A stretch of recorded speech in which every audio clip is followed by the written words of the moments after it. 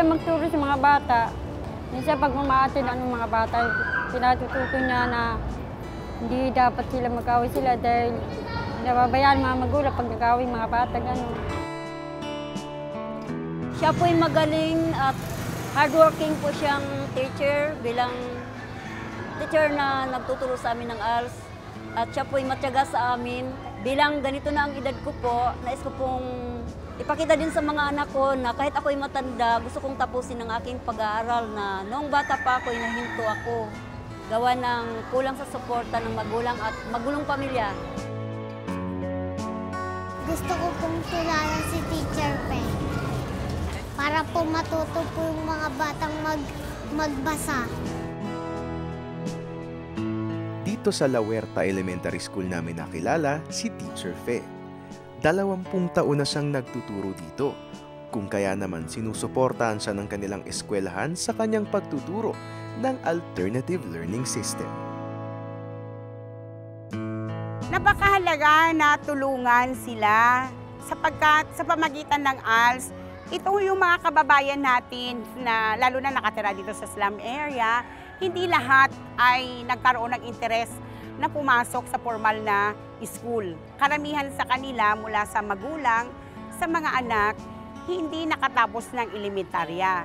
So, baliktad ang ginawa namin ngayon, instead na itong mga kabataan na ito o kanilang mga magulang ay pupunta sa paaralan, mismo ang teacher, instructional manager sa ALS, ang kusang lumalapit sa kanila. Kung ikaw mismo na teacher ay lalapit sa kanila, imposible na hindi sila ma-motivate. Para kay Teacher Fe, higit na mahalaga ang makatulong sa kapwa.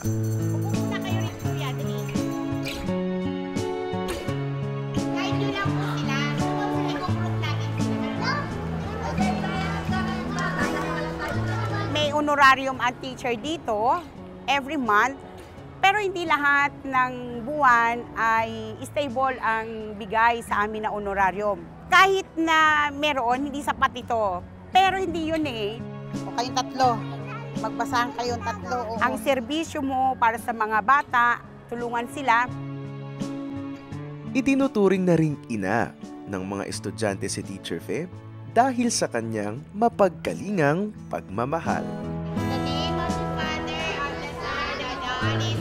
Despite na wala akong anak, itong mga anak ko na ito, na mga estudyante ko, inalagaan ko sila. Hindi lamang ako nag-iisa. Ang asawa ko, saan man ako pumunta, kasama ko siya. Malaki ang concern ko sa kanila kasi sila yung susunod na kabataan ng ating henerasyon. Kung mahina ang kanilang foundation, tiyak na bababa yung edukasyon, ano na ang mangyayari sa mga kabataan na ito sa mga susunod na taon. Hindi sukatan ng kabayanihan ang antas ng buhay, pisikal na kaanyuan, edad at kasarian. Kahit sino ay maaaring gumawa ng kabutihan na maaaring makapagbabago sa buhay ng ibang tao. God bless you, anak. God bless you. God bless you. Hi! God bless you.